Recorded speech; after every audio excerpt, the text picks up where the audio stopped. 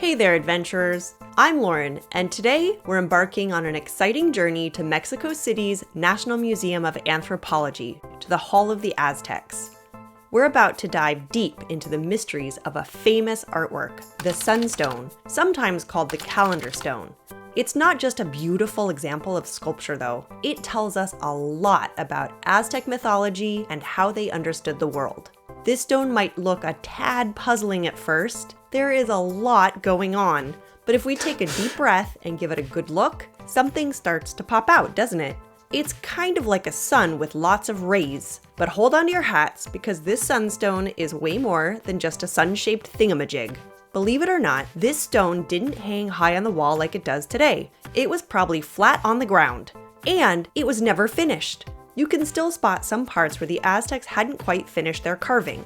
By the way, who were these Aztecs? Well, they were part of a bigger indigenous group called the Nahui, and they spoke Nahuatl.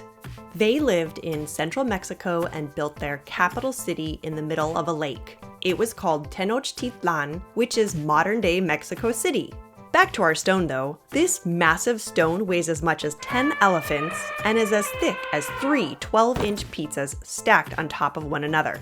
It's made of rock that used to be lava, so it's super duper tough. And even though it's pretty detailed now, it was originally painted and would have been so much easier to see when it was made around the year 1500.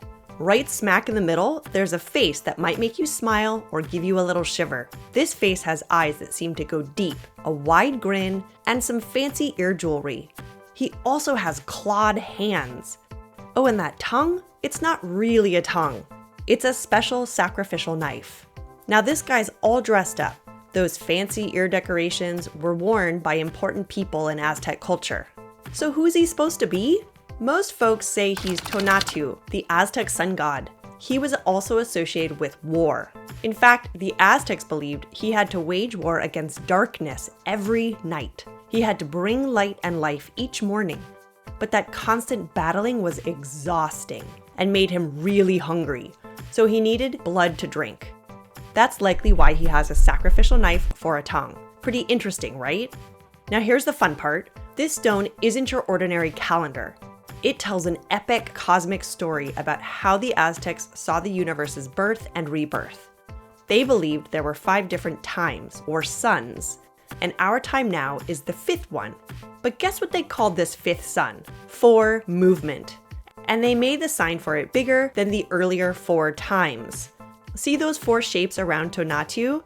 They make a symbol for movement, which in the Nahuatl language is the word Ollin. And notice those 4 dots? That's how they wrote 4 movement. Around these shapes, you'll find the names of the earlier 4 times or suns. There are signs that help us figure out how those times ended. The way these earlier suns were destroyed may sound a bit scary. During the first sun, it was death by jaguars. During the second sun, it was death by high winds. During the third sun, it was death by fiery rains. And finally, during the 4th sun, it was death by water. And brace yourselves, they believed our time, the 5th one, would end with things moving a lot, like earthquakes. Yikes! That makes sense because Mexico City has lots of volcanoes and places where the ground shakes. But why all this talk about things getting destroyed and sacrifices? The Aztecs believed their gods sacrificed themselves to create the sun and the world we live in. In return, the gods wanted offerings, like animal sacrifices or even human ones. Maybe that's why Tonatiuh has a knife for a tongue too. See those big rays sticking outward? They point in 4 directions: north, south, east, and west. This is another way the stone shows how the Aztecs thought about the world, divided into 4 parts. Can you spot some animals? I see a crocodile, a snake, and a rabbit. There are also symbols for things like reeds and wind. These are the 20-day signs from one of the Aztec calendars, even though this stone doesn't work like a regular calendar. Now look closely at the edge. 2 snakes meet at the bottom, and they've got faces coming out of their mouths. These are called fire serpents, or xiuhcoatl, and they're like the Aztecs' trusty timekeepers. They helped carry the sun across the sky. So what's the big lesson from this magnificent stone? Well, it's like a map showing how the Aztecs understood the world and their place in it. But you know what? There are still some mysteries about this stone. We're not exactly sure what it was used for, though some people think maybe it was where two people could battle to the death.